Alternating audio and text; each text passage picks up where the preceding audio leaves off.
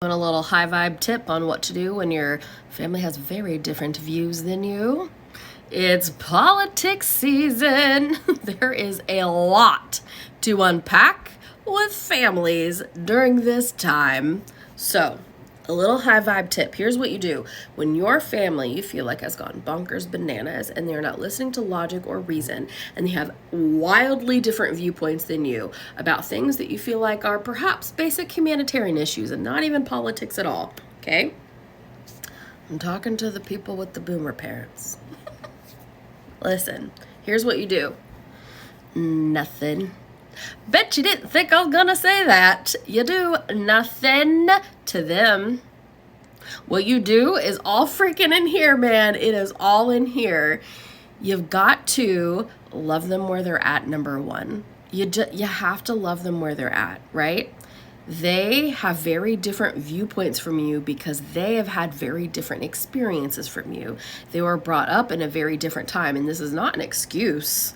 This is not an excuse. I'm not saying it's okay, because there are plenty of parents who have amazing humanitarian views. I'm just talking about the people who maybe didn't choose a path of open-mindedness, or didn't choose a path in which they could put somebody else before themselves. And there are lots of reasons for that.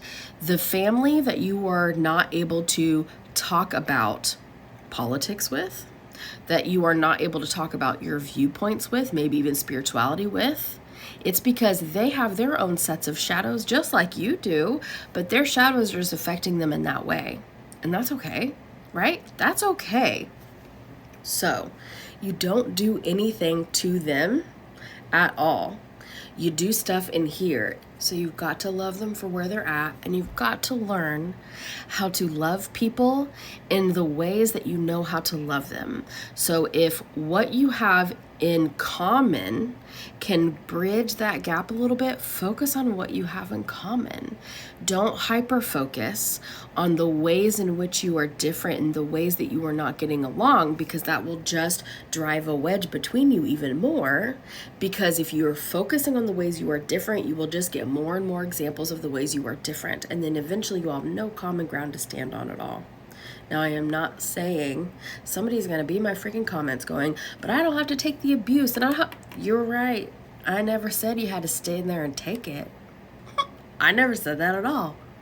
What I'm saying is the high vibe way to deal with people, especially family members who have wildly different viewpoints and concepts about what is right and what is wrong, is to love people for where they are at.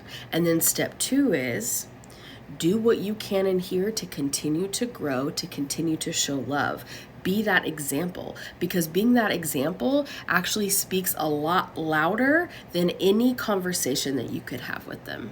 And just like you don't want them shoving their viewpoints down your throat, you can't shove yours down them and expect to have any sort of way to get along at all. Expect to experience any sort of ease at all. If they are not ready for the beautiful, amazing thoughts and ideas and concepts that you have, then they're not ready. Trying to shove it down their throat is just going to push them further away from it. So continue to grow in here, be that vibrational subconscious example that you can exude out to everyone else, and then their free will subconsciously pick up on that as a good idea or disregard it if it's not a match for them. You be you in your easiest, best, most authentic self, while allowing them to be them. That's the high vibe way to deal with it. You can't force somebody to believe what you believe.